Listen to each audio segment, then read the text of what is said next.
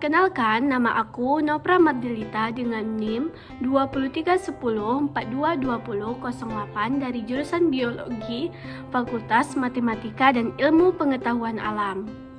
Nah, di video kali ini aku akan melanjutkan penugasan bakti UNAN 2023 challenge ketiga, yaitu narasi, logika, dan hati. Permasalahan yang aku angkat dari perkembangan iptek adalah maraknya pinjaman online ilegal. Pinjaman online adalah pinjaman yang tidak terdaftar atau tidak diawasi oleh OJK. Pinjaman ini biasanya memiliki bunga yang lebih tinggi sehingga memiliki resiko yang lebih besar. Mendengar kata permasalahan, tentu ada nggak sih faktor-faktor yang mempengaruhi permasalahan itu terjadi? Faktor-faktor yang mempengaruhi orang terlibat oleh pinjaman online. Yang pertama, yaitu ingin menutupi utang yang lain atau membayar utang yang lain.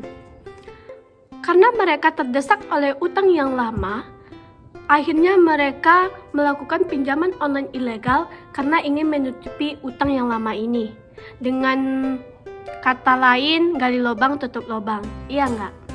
Yang kedua, latar ekonomi menengah ke bawah. Latar belakang ekonomi menengah ke bawah juga menjadi penyebab orang melakukan pinjaman online. Karena ekonomi yang tidak mencukupi, sehingga mereka ingin melakukan pinjaman online untuk memenuhi kebutuhan hidupnya sehari-hari. Yang ketiga, dananya lebih cepat cair. Kalau kita melakukan pinjaman online yang bersifat resmi, tentu prosesnya akan panjang dan dananya juga tidak akan cepat lebih cair. Kalau kita melakukan pinjaman online ilegal, pasti dananya lebih cepat cair, sehingga orang lebih memilih pinjaman online ilegal. Karena ada faktor yang mempengaruhi pinjaman online ilegal tersebut, tentu ada dampak negatifnya dong bagi kita. Dampak negatifnya tersebut ada banyak. Yang pertama, utang yang berlebihan atau utang yang semakin banyak karena pinjaman online tersebut. Yang kedua, beban keuangan bertambah berat. Tentu dong, kalau kita memiliki utang yang banyak, beban keuangan kita juga akan semakin berat karena kita menutupi utang yang satu ini, utang yang ini, utang yang lain. Tentu beban keuangan juga semakin berat. Yang ketiga, stres keuangan. Nah, yang ketiga ini jangan sampai ya kalian stres karena pinjaman online ilegal. Ada cara menghindari agar kita tidak terlibat dari pinjaman online.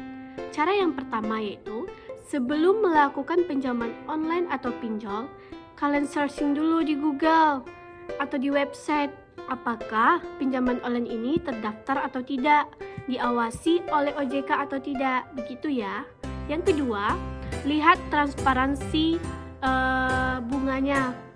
Maksud dari transparansi bunganya ini, apakah bunganya ini tinggi atau enggak?